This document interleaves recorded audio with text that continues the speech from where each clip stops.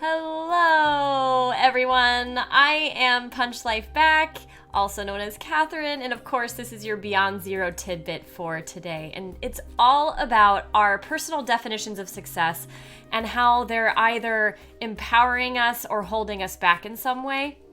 Of course, there is a worksheet that's available to you if you are a Patreon or a Twitch subscriber, and I encourage you to use it because as I go through this, I'll be rattling off questions that are really meant to for you to take a little bit more time with. And that's the best way to do it.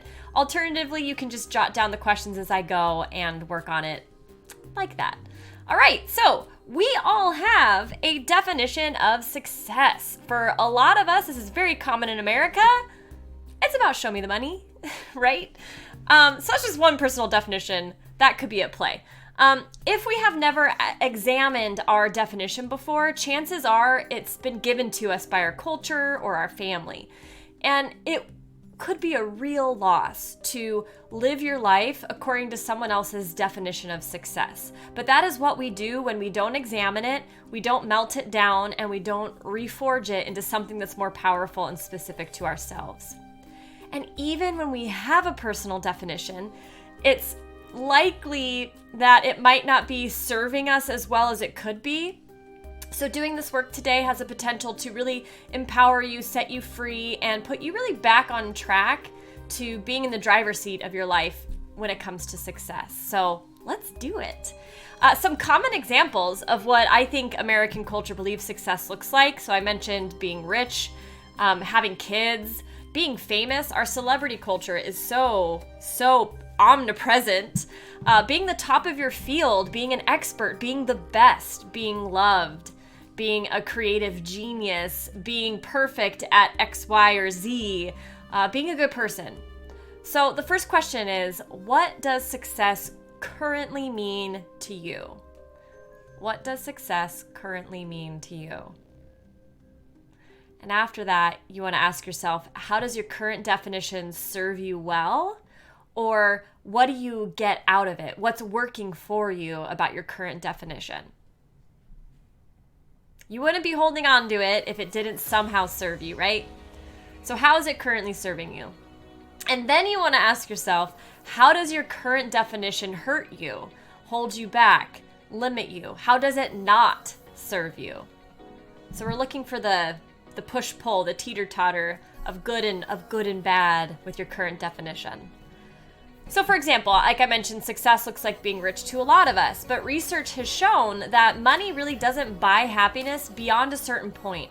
So if money is what's driving you, chances are you're putting a cap on your happiness in your life.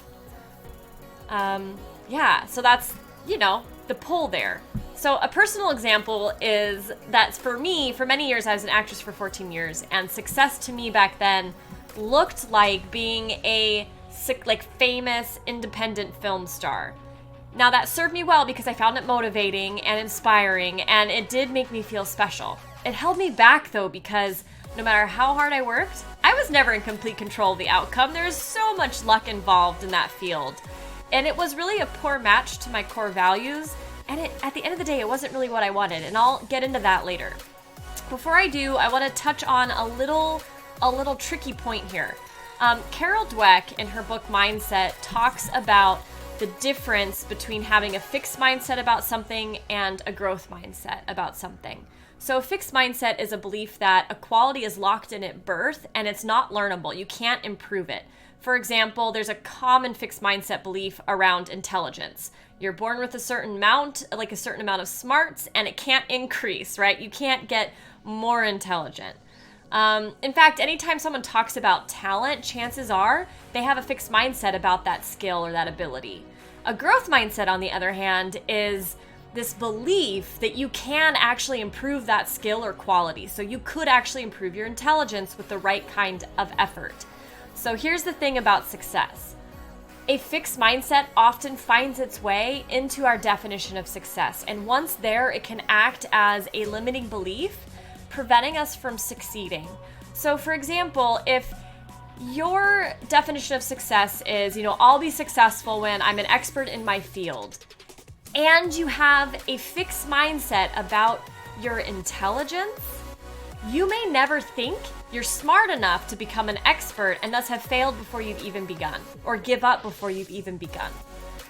So, how might a fixed mindset be making you feel like a failure? It's a big question, right? How might a fixed mindset be making you feel like a failure? Another way that a fixed mindset can find its way into our definition of success is by preventing us from choosing a definition that genuinely means something to us. So for example, if what you would make you feel most successful is developing an independent game, but you believe you aren't creative enough, like you have a fixed mindset about your creative potential, then you're likely to never go after what you truly care about, what would truly make you feel successful, what really matters to you. So my question here is, what dream have you told yourself you could never succeed at? And how might a fixed mindset have influenced you? Another big one. So what dream have you told yourself you could never succeed at? And how might a fixed mindset have influenced you? So there's one more tricksy point that I want to mention, and it's that often what we think will make us feel successful is only a surface expression of what we want. So our current definition is often either given to us by our culture, or it's a surface expression of what we want. It doesn't go deep enough. So our typical definitions are usually like socially acceptable versions of our desires. They're watered down, they're made more palatable so that we can share them and not feel rejected as we share them. But underneath them is the real heart of us, the real vulnerable bits that actually matter to us. So let's look again at my old definition, being a successful independent film star, like being a famous independent film star. It took me 14 years to figure this out, but I finally saw that the core of what mattered to me wasn't at all about being a successful film star. That was just this socially acceptable like mask that I had put on to what would really make me feel successful. What I actually cared about was feeling loved while on an adventure and doing battle with my fears. That's what really mattered to me. So that's very different, because once I knew that my definition of success was, okay, feeling loved, on adventure, battling my fears and using my courage to do it, I could come up with dozens of other successful paths that would allow me to have those three things that didn't have to be the one box I had put myself in of being an independent film star. So I was set free and I could really create my definition of success once I understood what would really make me feel successful. So let's look again at your current definition. Do you suspect it's only touching the surface of what matters to you? Do you just suspect it might only be touching the surface of what actually matters? And if yes, I encourage you to dig deeper and do some more writing. Ask yourself, what would this feel like to have? What would being a famous independent film star feel like to me, right? Oh, adventure. Whoa, and I'd have to be such a courageous badass, right? Like, so that's kind of how I got to those things. So what would your success feel like to have? What are the emotions behind that? And what would it give you that you don't already have? What would that give you that you don't already have? So those are likely to be the things that you actually care about having, and that once achieved would help you feel successful or make you feel successful. So we will probably never finish rewriting what success means to us, because we're always changing and growing. But you'll know you have a personal and powerful definition when it covers these four things. So 1, it honors your core values, what's really truly the most important to you. It inspires you like nothing else has before. It's growth-minded, right? So it's not limited by fixed mindset beliefs about what you're capable of doing, and it puts you in control.